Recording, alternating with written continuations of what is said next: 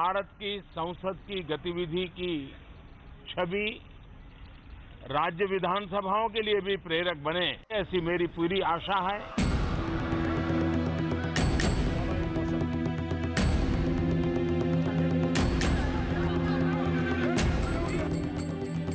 No confidence motion is a very important aspect of parliament. BJP and NDA is confident about this so-called गोलबंदी। विपक्ष के पास number नहीं है, लेकिन विपक्ष के पास वक्ता हैं जो देश को बताएंगे कि देश में क्या हो रहा है। Narendra Modi ji government is doing so well, we have to be confident.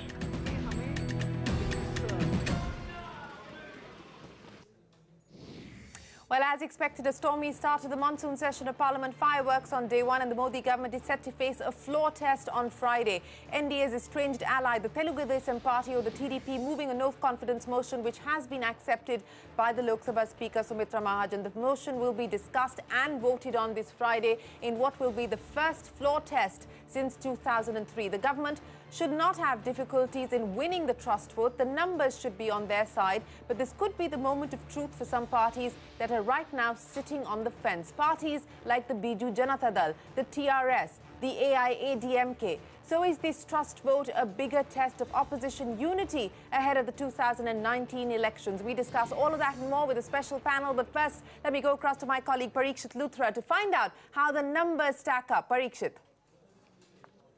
The no-confidence motion is going to be a big test of opposition unity. We'd like to see whether the third front can really come together in a united way on the floor of the House in the Lok Sabha come Friday. The BJP is very confident that this motion will not go through. And frankly, the numbers are in favor of the ruling party. The BJP has 273 members in the Lok Sabha. And to add to that, there are NDA partners as well.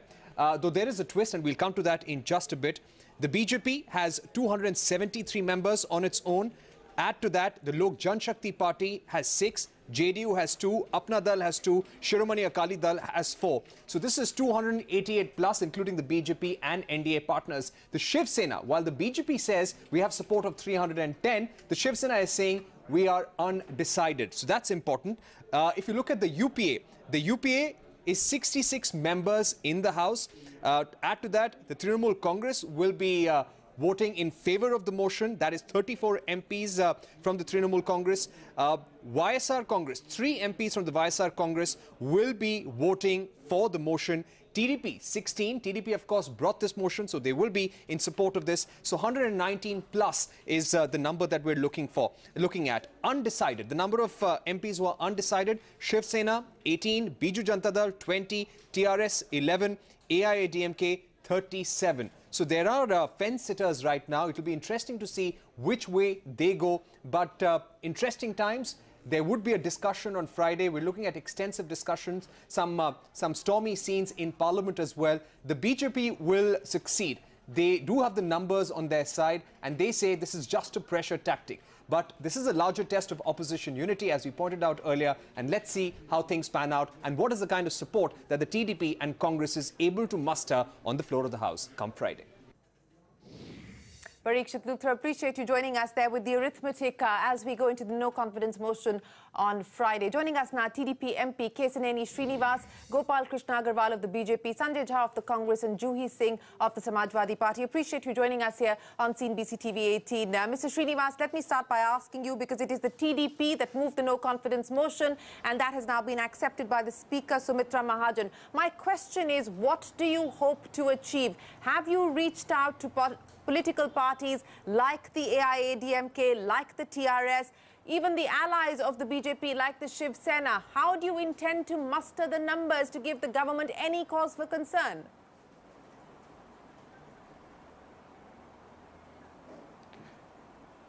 The BJP government led by Mr. Modi has lost the confidence, lost the trust, lost the hope of the people of the country.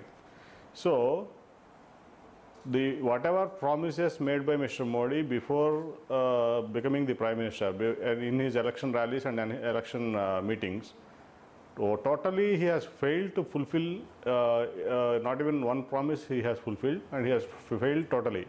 So And especially if you take the case of Andhra Pradesh, 2014, after the bifurcation of the state in an unethical and unscientific manner, there were a lot of issues pending at the time of bifurcation which have to be fulfilled. Whatever issues are pending are in the AP Bifurcation Act 2014, and it is not that we are asking anything out of the way.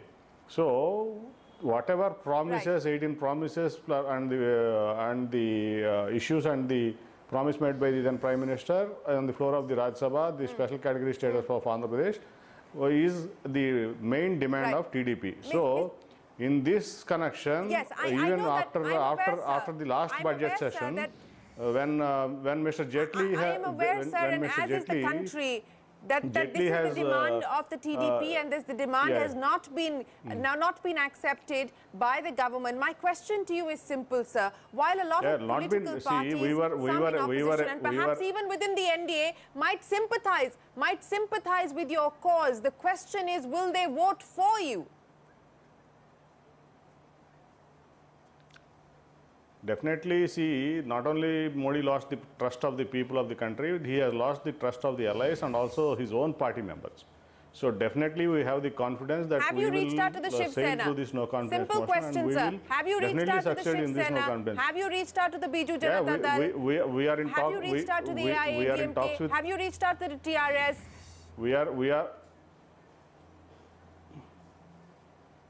We are in talks with everyone. Definitely, we have that hope that we will succeed and everyone will support the no confidence motion.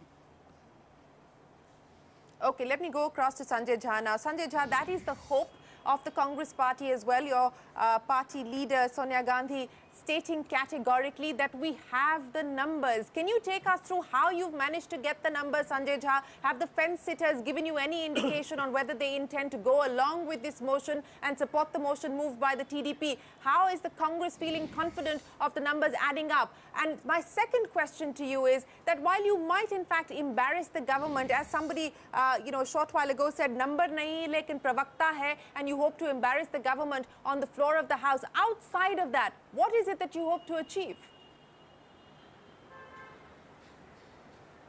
Well, Shireen, let me keep my answer very brief. Go back to what was said by the Supreme Court yesterday. The Supreme Court on mob lynchings has to tell the government of Mr. Narendra Modi that you need to enact a law, because what we're seeing in India is social anarchy, a mobocracy, where a Frankenstein's monster is out on the road, and that is becoming the new normal. Violent deaths on unsuspecting Indian citizens. This is the manifestation of democracy and right to life under Narendra Modi 4 years after he became Prime Minister. I can tell you that, before I answer your question on the numbers, I believe it's a telling commentary on the monumental failure Modi's government has been. And the opposition today in Parliament, which is a sacrosanct body, the government, by the way, is not greater than the country. And even if we are in the opposition, we represent the voice of the people. We've been elected by the people of India through different constituencies. So I think here is an opposition having an opportunity to speak on the floor of the House, which will be televised and heard by the entire country, without any edits and filters, about what we feel on farmer protests, what we feel on the terrible situation, the way they have aggravated it in Jammu and Kashmir. We will talk about joblessness. We'll talk about Nirav Modi that they never let us do in the last session. We will support the TDP in talking about a special status on Andhra Pradesh. I think there are multiple crises in India. I can tell you, Shireen, Dr. Tharoor's office has been attacked in Kerala. You have Swami Agnivesh thrashed in Jharkhand. And I was just now in a debate with a BJP MP who says Swami Agnivesh did it for cheap publicity. So we believe India is facing a serious moral crisis, which is perhaps bigger than economic, political, or national security. And we hope that other opposition parties will ride above their petty parochialism and support this opposition move. Okay, let me go across to Juhi Singh of the Samajwadi Party. Juhi Singh, a long list there being listed by Sanjay Jha of the Congress Party, from farmers' protests to the situation in Jammu and Kashmir to the mob violence that we've seen, Nirav Modi, and of course the issue of Andhra Pradesh. Between the conversations and the dialogue and the negotiations that have happened between political parties sitting in the opposition, and I would imagine that there has been plenty of those before the session started, Are there issues where there is consensus, issues where all parties will speak in the same voice against the government? And if there is, what are those? Shireen, I think every issue which Sanjay Jha has listed has the opposition party speaking in the same voice. There is a consensus, and there is also a fact that not enough space for the opposition is being given in the parliament for them to raise these issues. Now, we are talking about numbers. We are also talking about, if you see the numbers which are with the opposition, and we are going to vote with the TDP, they are not irrelevant numbers, they are huge numbers. I would say that a consensus in a country like India, where regional parties are also strong, and also with the Congress coming together, the BJP should really take a hard look at themselves.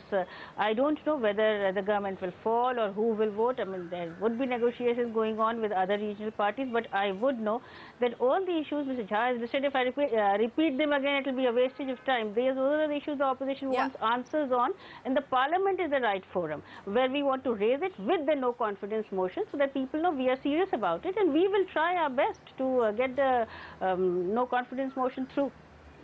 Yes, Shireen. Okay, so that's the categorical assertion coming in there from the Samajwadi Party. It will vote for the motion that has been moved by the TDP. It will vote against the government. Let me go across now to perhaps a fence-sitter, the Biju Janata Dal now. My colleague Parikshit Luthra spoke with BJD's Kalikesh Singh Deo about what his party's strategy was for the no-trust vote. Let's just listen in. Well, let me just put it in this manner, that we don't like to support either the BJP or the Congress in any manner. That's been our political stance from the beginning. As to how we will actually vote or not vote on this particular motion, we will take a decision on this matter in our party meeting tomorrow, which is to be held, in the parliamentary board. So principally, you have been against the BJP in Orissa as well. So can we say that you are going to abstain from the vote, or you are likely to vote for the motion? Well, I can tell you we will not vote against the motion for sure. The other course of action that we can take is something that we can only disclose to you or to the press once we finalized our course of action and consulted with the Chief Minister. Well, that is the BJD saying that we will certainly not vote against the motion. Whether they will abstain or vote for the motion moved by the TDP is a decision that they will take at the parliamentary board meeting tomorrow. Gopal Agarwal, spokesperson of the BJP, let me come to you. This has now been accepted by the Lok Sabha Speaker. Proceedings will start on the 20th. What is the BJP strategy? Have you managed to reach out to all of your allies to ensure that people like the Shiv Sena, who have very publicly expressed their apprehension, their reservations against the government, will vote with you?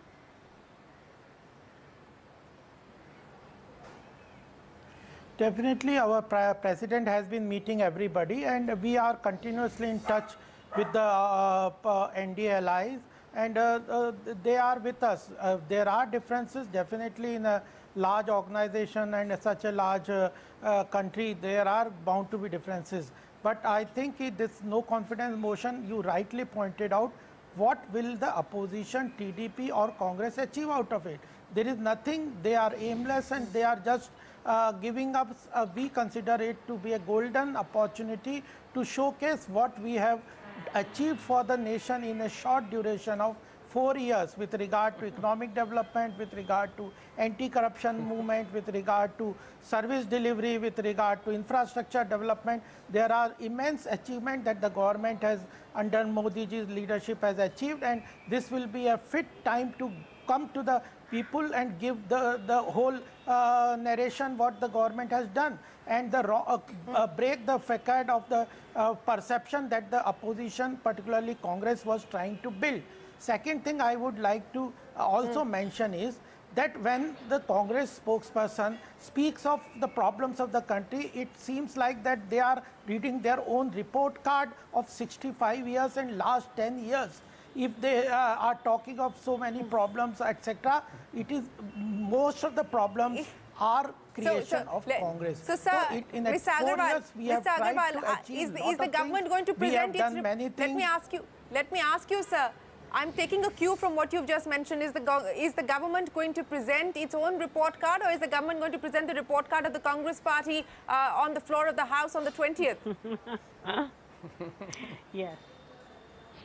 That's a good No, one. we are going to present the report card of the government. Mr. Modi will take this as a golden opportunity to convey to the people what are the objectives of the government, how we have created the mandate which was given to us, how we have worked towards that, bringing that economic development, anti-corruption plank, all these issues to the people, how our delivery mechanism has been able to build the mechanism last mile connectivity with the people, and the macroeconomic factors which the whole world is talking about. Ultimately, people want economic development, and there is a wrong perception by the opposition, particularly Congress, that we are intolerant, we are doing this, etc. They are working on a divisive politics.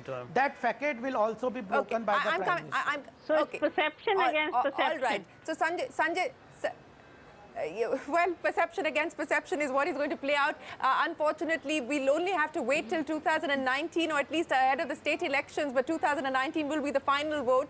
But we'll have to see how politicians vote in Parliament on the 20th. But Sanjay Jha, let me come back to you now. You know, this, in a sense, as Parikshit was also pointing out in his introduction, is going to be a test of this so-called federal formation, of this opposition unity. You know, if you don't get the political parties that you're hoping to get together under this federal umbrella, would you not then have egg on your face? Will this, in fact, then not be reverse political embarrassment for parties like the Congress? Well, Shirin, we'll see the end results on Friday, but please remember that when you have TDP and Juhi ji here, all of them speaking in the same voice here, what is the message?